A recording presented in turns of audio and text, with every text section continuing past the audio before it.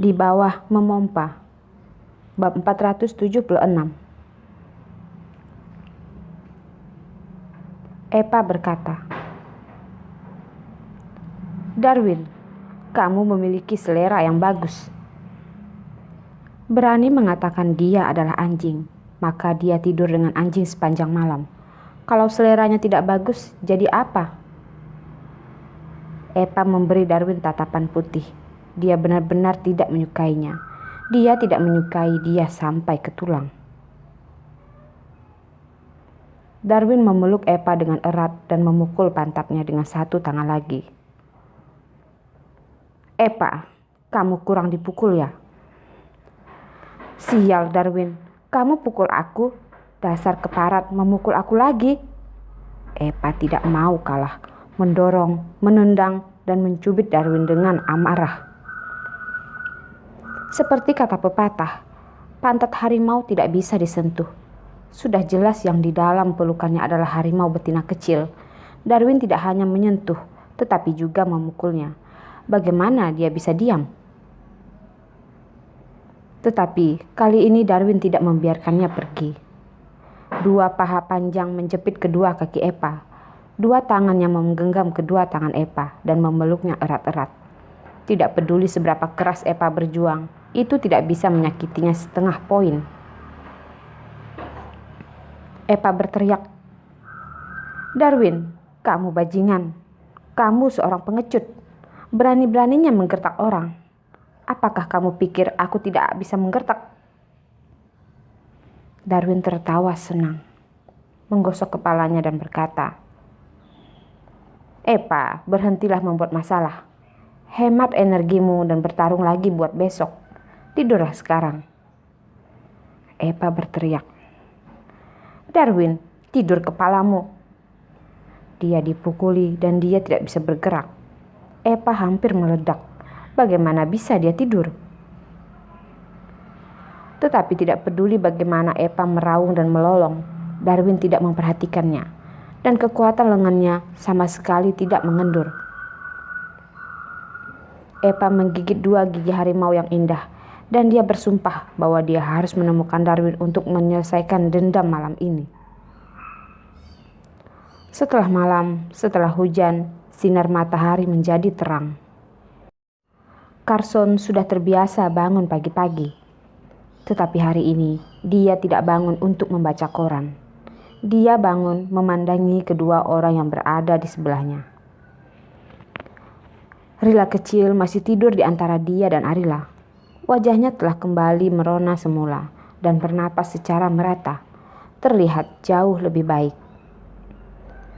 Melihat itu, Carson hanya bisa menundukkan kepalanya dan mencium wajah merah muda Rila kecil.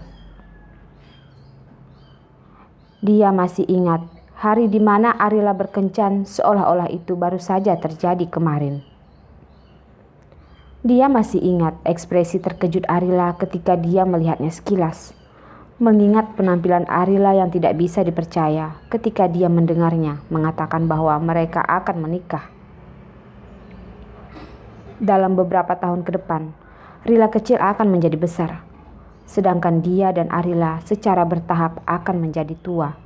Dia hanya berharap bahwa pada saat itu, dia akan membuka matanya pada pandangan pertama dan melihat Arila berbaring di sampingnya. Mata Carson bergerak dari Rila kecil ke arah Arila di ujung kiri. Arila masih mengurutkan kening ketika dia tertidur. Tampak seperti dia memiliki hati yang berat. Melihat Arila mengerutkan kening, Carson mengulurkan tangan dan mencoba merapikan alisnya dan ingin membersihkan ketakutan batinnya. Tangan Carson menyentuh dahi Arila. Arila tiba-tiba membuka matanya dan tersenyum padanya. "Selamat pagi." "Pagi." Carson membungkuk dan mencium wajahnya lalu berkata lagi, "Ini masih pagi. Tidurlah sedikit lebih lama." "Aku tidak bisa tidur lagi," kata Arila menggelengkan kepalanya, memandang Rila kecil di samping di antara mereka, meraih dahinya dan mengukur suhunya. "Arila," Carson meraih tangan Arila dan memintanya untuk memandangnya. Dia pun berkata, "Jika kamu memiliki sesuatu, katakan saja itu. Jangan sembunyikan di hatimu." "Ya, benar," kata Arila tersenyum, dan semua perhatiannya masih tertuju pada Arila kecil. "Arila?" "Ya?" Carson berkata dengan serius. "Sejak awal, aku tidak memikirkan bahwa pikiran Rila kecil bisa sensitif seperti itu. Aku pikir itu adalah hal yang logis bagi kamu untuk menjadi ibunya. Aku tidak pernah berpikir bahwa hati seorang anak kecil itu sangatlah sensitif. Hal-hal buruk yang orang lain katakan padanya, dia selalu ingat." Suster Aling menemani Rila kecil ketika dia masih sangat kecil. Suster menghabiskan lebih banyak waktu dengan Rila kecil daripada ayahnya. Kepercayaan dan ketergantungan Rila kecil kepada pengasuh jelas tidak rendah. Ketika Arila kembali, Rila kecil berusia di atas 3 tahun. Bisa dibilang dia masih muda dan tidak bisa mengerti, tapi dia tahu sesuatu. Dalam hati Rila kecil, ibu tersayangnya yang melahirkannya telah terbang ke langit sejak lama, dan Arila tiba-tiba muncul dan meraih tempat ibunya. "Carson, aku mengerti semua yang kamu katakan." Justru karena pengertian itulah hati Arila gelisah. Rila kecil jelas seorang anak yang mengalami kesulitan. Tetapi dalam hati anak itu, Arila hanyalah orang luar. Arila juga tahu bahwa hal semacam ini tidak bisa datang dengan cepat. Jadi, mereka harus membimbingnya perlahan dan menunggu Rila kecil untuk memahami bahwa dia adalah ibu kandungnya. Rila kecil dilahirkan olehnya, yang merupakan fakta bahwa tidak ada yang bisa berubah. Rila kecil tidak menganggap dirinya sebagai ibunya dalam hatinya untuk saat ini. Tetapi selama Arila berusaha keras, Rila kecil pasti akan melihatnya baik dan menerimanya nantinya. "Bodoh sekali," kata Carson memandang Arila dan tidak bisa menggerakkan matanya sejenak. Dia hanya suka melihat senyumnya yang sebenarnya, senyuman yang sungguhan, bukan senyuman yang dibuat-buat.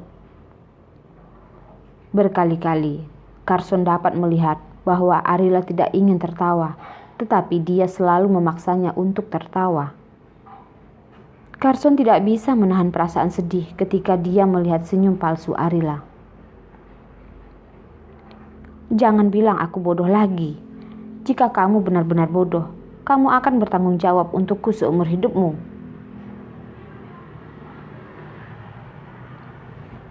"Lebih dari sisa hidupku, kehidupan selanjutnya, aku akan bertanggung jawab untukmu di kehidupan selanjutnya," kata Carson. Selama dia mau, tidak peduli berapa lama, dia bersedia untuk membawa tangannya bersamanya selamanya. "Jika kamu bertemu dengan seorang wanita yang lebih baik daripada aku dan memilih untuk bersamanya sebelum kamu bertemu denganku, apa yang harus aku lakukan?" Mendengar pertanyaan Arila, Carson benar-benar memikirkannya. "Carson, apakah kamu masih memikirkan ini? Bukankah seharusnya kamu kembali padaku? Bukankah kamu berkata tidak akan memilih wanita lain?" Melihat Carson berpikir serius, Arila hanya merasa hangat di hatinya. Kata-kata baik semacam ini, banyak orang akan membicarakannya. Tetapi Carson tidak. Bahkan jika dihadapkan dengan masalah hipotetis, dia tidak akan frustasi, tetapi memperlakukannya dengan sangat serius.